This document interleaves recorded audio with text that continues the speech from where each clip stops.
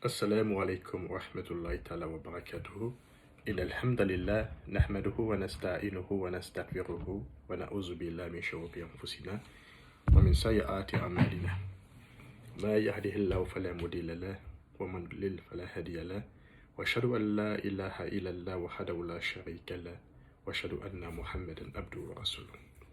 Assalamu alaikum mes chers frères et sœurs en islam. Alors nous continuons, n'est-ce pas, l'histoire du roi David. Et aujourd'hui, nous allons, n'est-ce pas, aborder une histoire qui s'est passée dans la vie du roi David et qui est sujette à des controverses. Alors, c'est l'histoire du soldat qu'on appelait Uri. C'était, n'est-ce pas, un soldat du roi David. L'histoire de Uri et de David. Chers frères et sœurs, Uri était un soldat brave, fort, qui voulait se marier. Et alors, il a fait la rencontre d'une femme d'une grande beauté, d'une beauté éclatante. Elle s'appelait Bethsabée. Alors, Bethsabée était une femme si belle qu'elle ne pouvait pas passer vraiment sans être regardée, sans être appréciée, tellement qu'elle était charmante. Elle dégageait un charme, une beauté exceptionnelle, unique en son genre. Et en plus de cette beauté magnifique, elle était, n'est-ce pas, intelligente. Elle avait un excellent caractère. Alors, dès que Uri a vu, n'est-ce pas, cette femme, il a voulu l'épouser, fonder une famille. Cependant, il était, n'est-ce pas, entre deux décisions.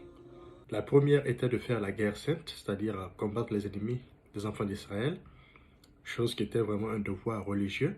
Et lui, il était une personne très forte, bien costaud, bien grande. Alors, et marier son épouse. Mais il a choisi d'abord partir à la guerre en se disant que Bethsabée allait l'attendre. Voilà, donc il a préféré vraiment dégager cette responsabilité, être recruté dans l'armée de David et se battre pour l'amour de Dieu. Alors c'est ainsi que Uri, n'est-ce pas, partit en guerre et il ne parvint pas à retourner aussi vite que prévu. Il resta, n'est-ce pas, en guerre pendant plusieurs jours, plusieurs semaines, plusieurs mois, plusieurs années. Alors, sa fiancée l'attendait. Mais les jours passaient, aucun signe de vie. Alors, il se demandait, mais elle se demandait, quand est-ce qu'il est en vie? Quand est-ce qu'il viendra? Il n'y a pas de signe de vie.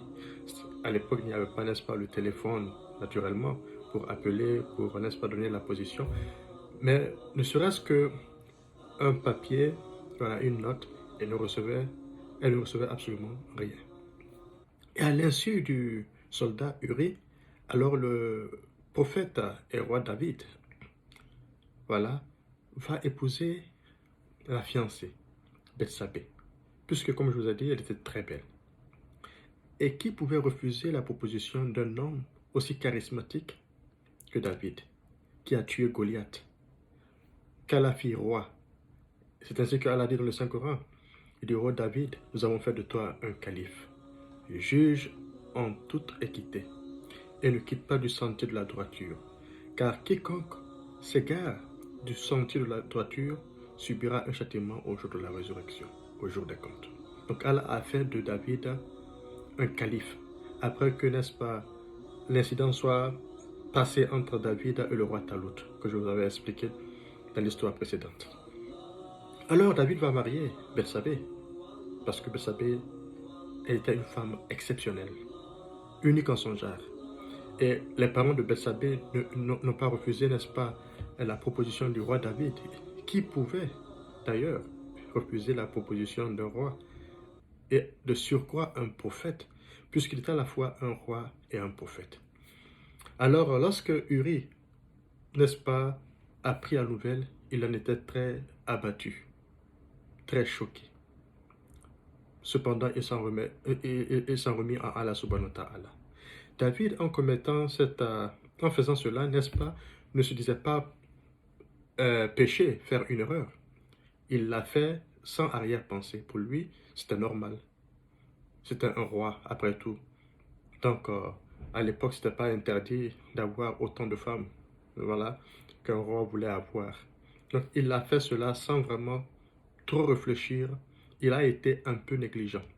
Mais il ne s'est pas dit qu'il a fait un péché, qu'il a commis un péché, bien que David était attaché au respect, n'est-ce pas, de la justice et de l'équité. C'était un homme d'Allah subhanahu wa ta'ala, c'était un prophète, un élu de Dieu. Donc il avait la crainte de Dieu, la taqwa. Alors il n'est pas possible que l'on dise, car il y a certains récits qui disent que David a volé, il a fait partir Uriah en guerre, et ensuite, à son insu, il a pris, n'est-ce pas, la fiancée d'Uri, de force. Donc, eux-mêmes disent que Uri était marié à Bethsabée déjà, et que David, exprès, a envoyé Uri en guerre pour qu'il meure, et pour prendre, n'est-ce pas, son épouse. Ce comportement n'est pas digne des prophètes, chers frères et sœurs. Quelques péchés que peuvent commettre un prophète, nous pensons, et nous restons sur cette position, que les prophètes ne pouvaient commettre que des péchés véniels, de petites fautes qu'Allah subhanahu wa ta'ala pardonne. Les prophètes sont des hommes ordinaires comme nous, ce n'étaient pas des anges, donc ils commettaient des fautes. Mais ils se repentaient beaucoup et Allah pardonnait. Mais pas l'adultère. L'adultère est un péché capital. Donc un prophète n'est pas digne de commettre une telle erreur. C'est pourquoi nous soutenons Mordécu, n'est-ce pas, cette version. Allah wa Allah. Donc je continue l'histoire. Alors, chers frères et sœurs, David était un prophète, était un roi aussi. Donc, après, n'est-ce pas, le mariage, il a comblé son épouse de bienfaits, d'attention, de tendresse, une femme merveilleuse qui plus tard, n'est-ce pas, donnera un enfant à David, dont on racontera aussi l'histoire. C'était qui?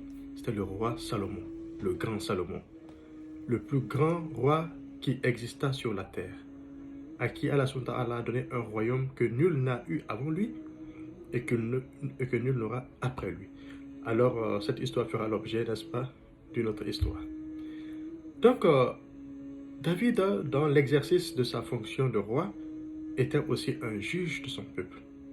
Il jugeait les affaires, il partait, n'est-ce pas, dans la cour, voilà, le matin pour juger les affaires des uns et des autres, afin que la corruption ne se répande pas. Voilà, à Jérusalem, au royaume. C'était un homme très, très sage, à qui Allah a donné la sagesse.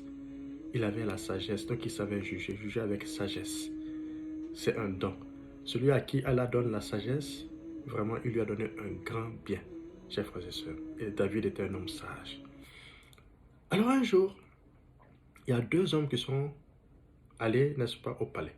Tandis qu'il y a des heures précises auxquelles on peut voir, n'est-ce pas, le roi pour lui exposer les problèmes. Tu ne viens pas avant l'heure ni après l'heure. Mais ces deux hommes, jeunes hommes, sont allés et voulaient, n'est-ce pas, voir le roi de force. Alors la garde rapprochée leur a dit, non, c'est pas possible. Vous êtes venus tardivement. Alors que on ne peut pas voir le roi à des heures tardives, c'est impossible. Et c'est des gens qui s'astreignaient au respect strict de cette règle. Je veux parler des gardes. Donc, en aucune manière, ils pouvaient, n'est-ce pas, permettre à cette garde rapprochée de rentrer, n'est-ce pas, dans la cour du roi David. Mais ce qu'ils ne savaient pas est que ces deux hommes, ces deux jeunes hommes, beaux hommes, n'étaient pas des êtres humains, mais des anges, qui avaient des pouvoirs surnaturels, des pouvoirs prodigieux, qui leur permis, n'est-ce pas, de rentrer dans le palais, n'est-ce pas, en trahissant l'attention, l'attention, n'est-ce pas, de la garde rapprochée. Donc ils n'ont pas su. Alors David se trouvait toujours dans son palais et soudainement il aperçut deux jeunes hommes. Il en fut, n'est-ce pas, stupéfait, stupéfié. Comment se fait-il que ces deux hommes aient pu rentrer alors que la garde est vigilante? Elle est vigilante, elle est très très vigilante. Cela ne peut pas se passer ainsi. Donc il avait eu peur. Aussitôt, les jeunes hommes s'adressent au roi David, et c'est un verset qui est dans le Saint-Coran. Ils disent, n'aie pas peur. Nous sommes deux plaignants. L'un de nous a été injuste envers l'autre. Juge en toute équité. Ne sois pas injuste. Hmm. Le roi était vraiment étonné par une manière de s'exprimer qui n'était pas, n'est-ce pas, habituelle. Alors, il se calma, il se résigna, n'est-ce pas, à la réalité, et alors écouta les plaignants. Le premier dit, j'ai 99 brebis, et mon associé que voici a, plutôt j'ai une brebis, et mon associé que voici a 99 brebis, et il veut que je lui donne ma seule brebis que j'ai. Et il a mis la pression sur moi, il a mis la pression sur moi afin que je lui donne cette brebis. Ensuite, David, après avoir écouté le premier plaignant, écouta le deuxième plaignant pour donner sa version des faits, afin d'avoir deux versions pour faire le jugement. L'autre lui dit, effectivement, c'est un associé, et je n'ai qu'une seule brebis, et il veut que j'ajoute ma brebis à la sienne pour qu'il ait 100 brebis. Ensuite, David, après avoir écouté cette version, lui demande, est-ce que il t'a forcé? Alors, ce jeune homme répond, oui, il m'a forcé à lui donner ma seule brebis. Et dès lors, David, qui était un homme très juste, un juge très équitable, s'est fâché au point de rougir en disant à celui qui avait 99 brebis qu'il était injuste, qu'il a mal agi, qu'il dit très souvent les associés agissent de la sorte. Ils ne sont pas, n'est-ce pas, ils n'observent pas la justice. Ils font des abus. Et il lui dit que si tu persistes dans ce comportement, on te châtiera parce que ce que tu fais est anormal. Tu ne peux pas avoir 99 brebis et forcer l'autre à ajouter sa brebis sur les tiennes. Ensuite, quand David a fait ce jugement, il a fait ce verdict. Aussitôt, un ange a parlé, c'est-à-dire un homme, un ange. Tu aurais dû penser ainsi. Tu aurais dû réfléchir comme ça avant, n'est-ce pas, de prendre la femme de ton soldat, Uri, qui n'avait qu'une seule femme. Son seul espoir, tu as 99 femmes et tu as pris la seule femme de ton soldat. Cela n'a pas été, n'est-ce pas, juste, n'a pas été équitable. Aussitôt, le roi David comprit que ces deux jeunes hommes n'étaient pas au fait des hommes ordinaires. Et il a saisi directement la leçon, n'est-ce pas, de ce qui venait de se passer. Allah a éprouvé le roi David afin de lui permettre de réaliser son erreur, de réaliser sa faute. Et aussitôt, lorsqu'il regarda autour de lui, les deux hommes disparurent, comme s'ils n'avaient jamais existé. D'abord, ils ont fait irruption de manière spectaculaire, soudaine, et après avoir, n'est-ce pas, fait comprendre à David son erreur, ils disparurent. David n'a pas su comment. Mais l'essentiel est qu'il avait appris la leçon. Alors il se mit à pleurer pendant des jours, pendant des semaines, puisqu'il avait compris qu'il avait mal agi. Il a demandé pardon à Allah et il s'est repenti. Et chers frères et sœurs, sachez que Allah a pardonné à son serviteur David. Et Allah, n'est-ce pas, le fortifia de la prophétie. Il a élu comme prophète.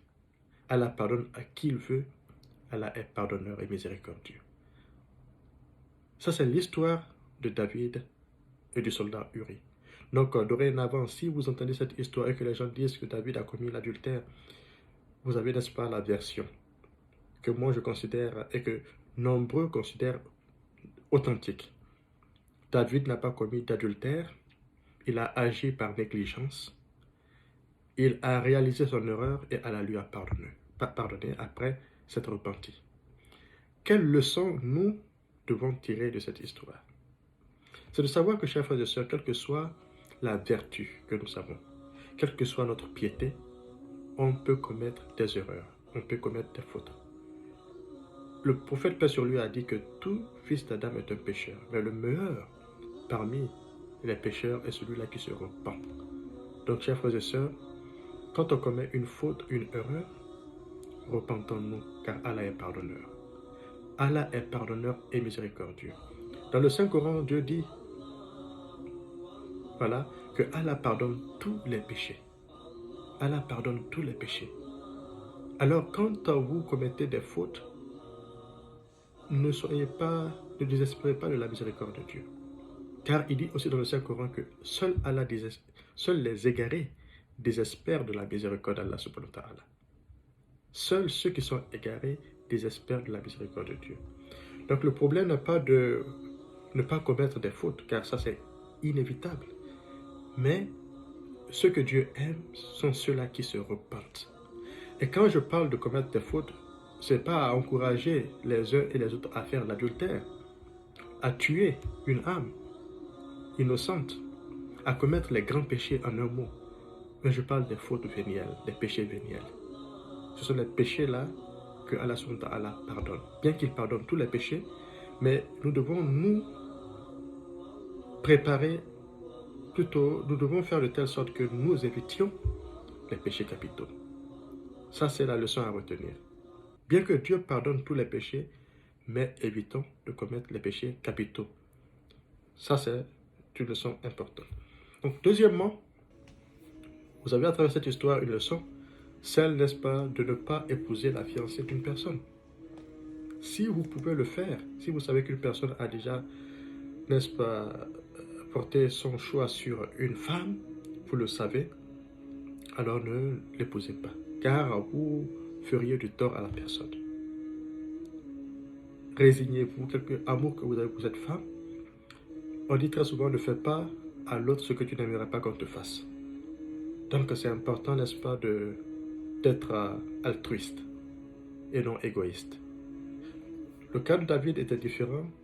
Selon l'histoire, il n'a pas, n'est-ce pas, réalisé que c'était une erreur, un péché.